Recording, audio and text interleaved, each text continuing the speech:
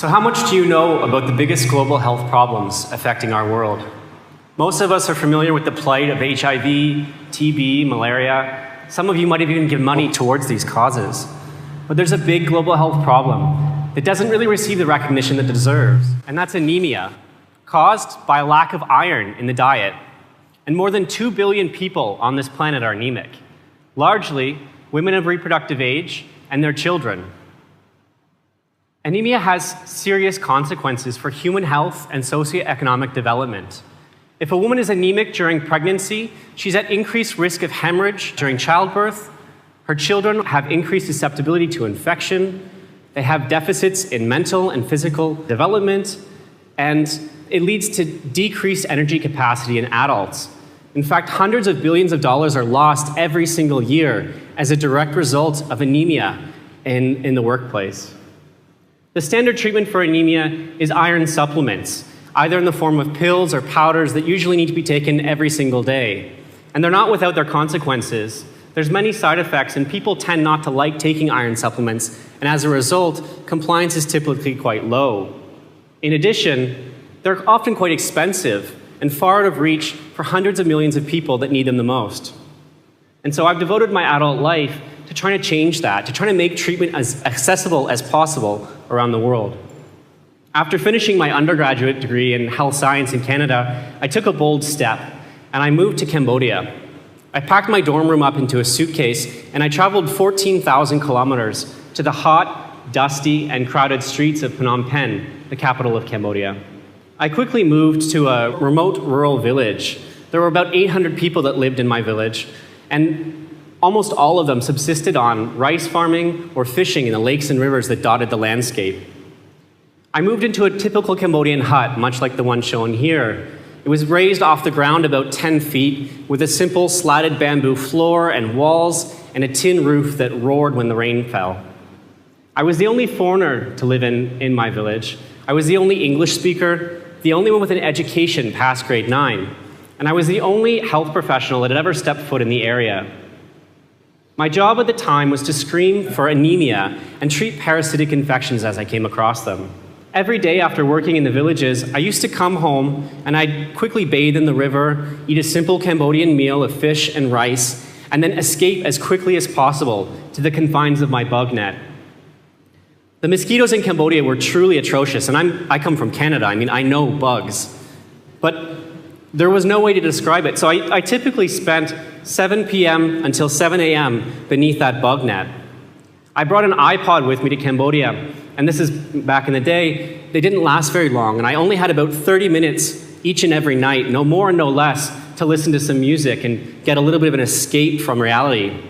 And I even lined up the song so that I could avoid skipping the track and using that extra little bit of battery life. So I usually made it until Sunday, and then at that point, I would travel to a neighboring town where I could charge my batteries, eat a more substantial meal, and shower for the first time that week. All that time spent underneath the bug net did, however, have some positive aspects to it. Namely, I was able to think, and I thought a lot. And despite my best efforts, my thoughts always traveled back to the reality that I was living in, to the different health problems that existed in the village that I was working in, and to what could possibly be done about them.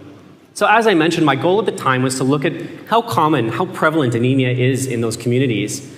And so I purchased a centrifuge, 1980s era, from a hospital auction, and I hooked it up to a car battery. I then took blood samples from the neighboring villagers, and I was able to quantify the problem. The best national estimate suggests that a little over 50% of women and children in Cambodia would be anemic, but I was actually finding rates closer to 90%. So as the summer wound down, I knew that I couldn't just uncover the enormity of this problem and then walk away. I had scheduled to be in Cambodia for about 3 months, and then I was supposed to go back to Canada to start a master's in neuroscience. And I took a bold move about a week before I was supposed to leave. I called up my supervisor back home, and I said I wasn't quite ready to leave just yet. As I say, I couldn't uncover this enormous problem, write a report that no one was going to read, and then walk away. I had to keep working.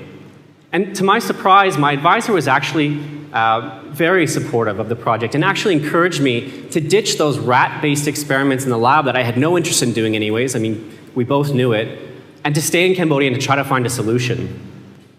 When I moved to Cambodia, I had no idea how dire the situation would actually be. Everywhere I went, people were laying in every inch of shade that they could find. No one had any energy. No energy to work, no energy to play, no energy to learn.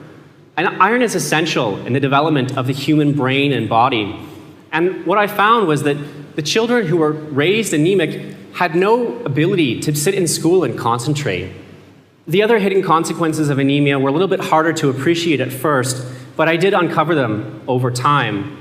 In the village that I was living in, scores of women had suffered significant hemorrhage during childbirth directly as a result of anemia.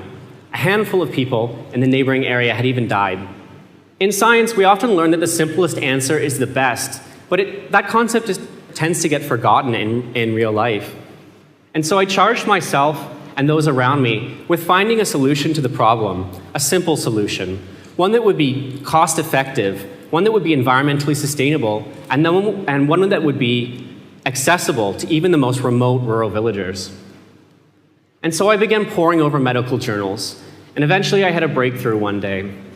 I discovered a series of experiments that looked at the use of iron cooking pots as a way to treat anemia. The concept is really quite simple. If you cook food in an iron cooking pot, some of the iron leaches from the food and fortifies each and every meal. So in theory, we had a really great treatment option here, but in practice, it didn't quite work out. Iron pots are expensive. They're heavy. People don't really like to use them. And on top of that, in the developing world where people don't have access to drawers of Tupperware, people who cook food typically leave it in the cooking pot overnight until it's eaten. If you leave food in an iron cooking pot, it spoils. And so I thought there must be a way to add iron to the cooking pot, and then the iron could then be removed. The iron needed to be added to any type of cooking pot, whether it be the aluminum ones like they use in Cambodia, whether it be clay or steel. It had to be cheap, it had to be effective at releasing iron, and it had to be environmentally sustainable. And so, the lucky iron fish was born. And here it is. We started off with a few different prototypes in the early months. It didn't always end up as this iron fish.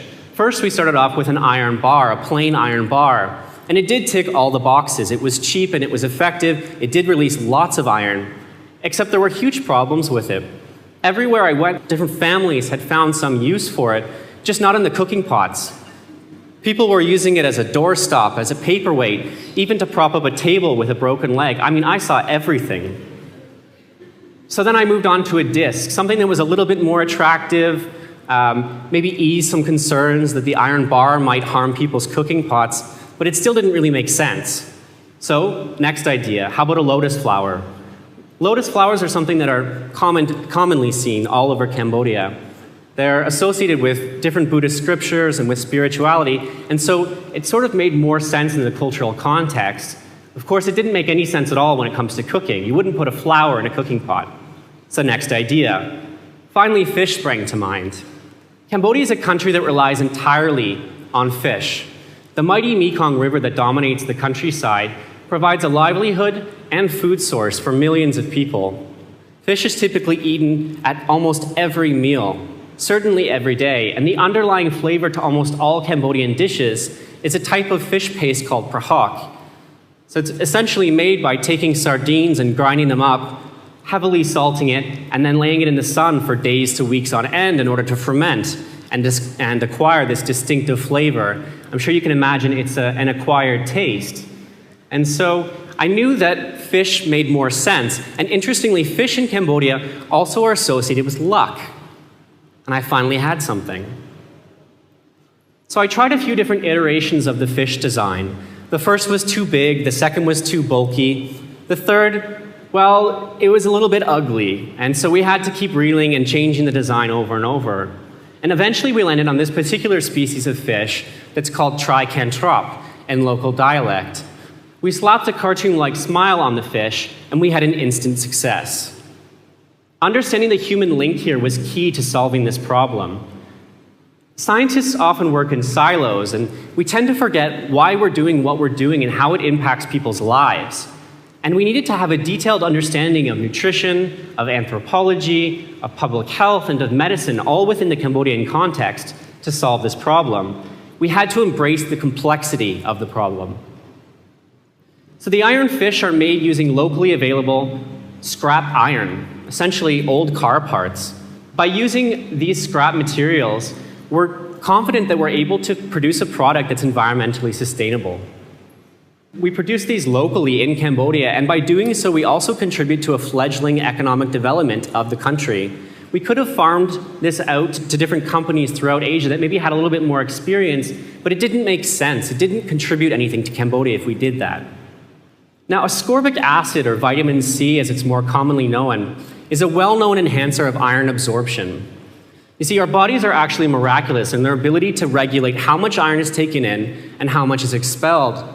This is how you're able to eat a huge steak meal and not go into iron toxicity. And we know that ascorbic acid, or vitamin C, enhances the absorption of iron. It helps to process it and makes it more readily available in the gut. And so what we do is recommend that people take the lucky iron fish and they use it when they're preparing their boiled drinking water, to which we suggest they add a small amount of citrus juice, just as if you're having a slice of lemon in your water. Alternatively, you could use the iron fish when you're preparing soup. And now soup is something that's typically eaten in Cambodia on a daily basis, and to our advantage is also commonly soured with some type of vitamin C, whether it be citrus juice, tamarind, or even tomatoes. We suggest that people use the iron fish for at least 10 minutes every single day.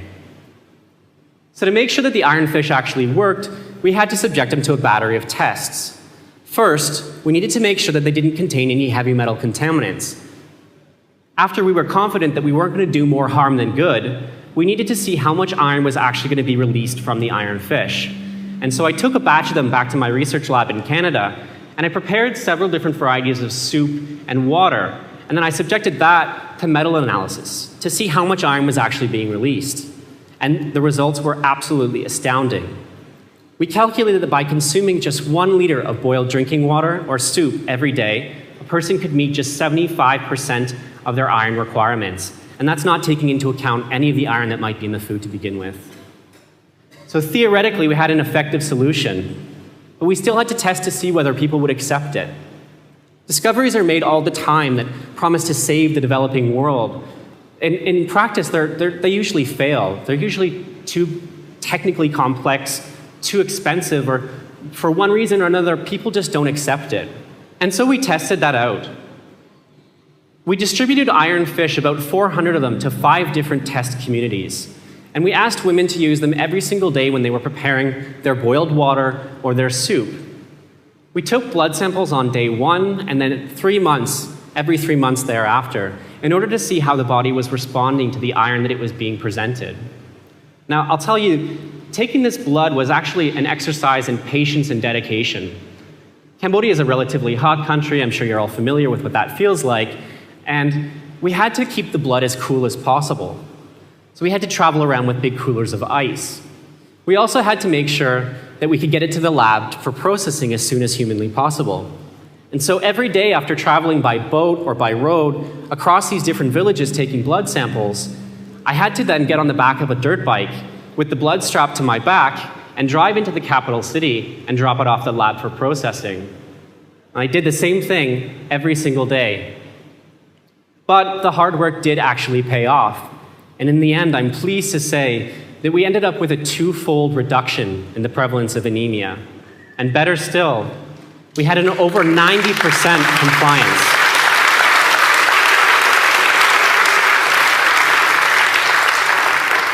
In the public health world, we're really lucky if we can get people, about 50% of people, to take up an idea. The fact that we had 90% of our villagers using the iron fish each and every day blew us away. The anecdotal evidence was perhaps even more interesting. Everywhere I went, I had scores of people come up to me and tell me how the iron fish had helped their families.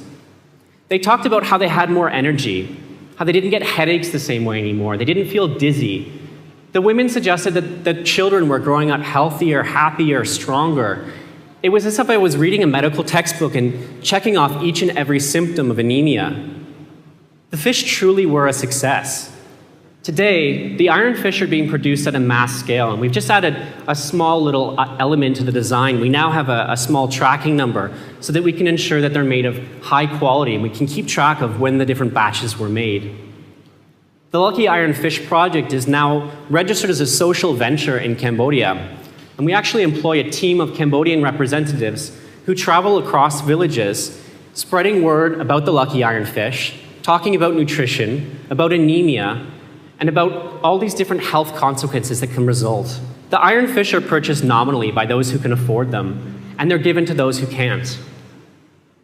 Other treatments for anemia just aren't accessible to these remote rural villagers. You can rack up hundreds of dollars in hospital bills, and quite often the hospital technicians aren't really that skilled at dealing with what they're presented. Iron supplements, as I mentioned before, have side effects, but in addition, they're also quite costly. And we end up with people who really can't afford to support themselves. Just to give you the context, a 1-year supply of iron pills for one person would cost about $30 for the entire year. By keeping production local and using readily available scrap materials, we're able to produce the iron fish for just $5. So a one-time investment provides enough iron for the entire family for upwards of 10 years. The key to success, as I mentioned, is hiring locals. We take people that live in the communities. They have the trust of their fellow villagers, and they know firsthand what it's like to be anemic. We provide training on behavior change and marketing, and we still to this day work with the Royal University in Phnom Penh and the University of Guelph in Canada together in a partnership to make sure that we're producing fish of high quality. We definitely don't want those heavy metal contaminants. We're starting small, but we're a determined bunch. We're currently just in one province in Cambodia, but we're scaling up massively. And by the end of this year, we expect to be over several different provinces. You can have the best public health intervention in the world, but if people don't use it, don't accept it, then you really don't have anything. And simple innovations save lives. With the Lucky Ironfish, we really are saving lives and improving life. Thank you.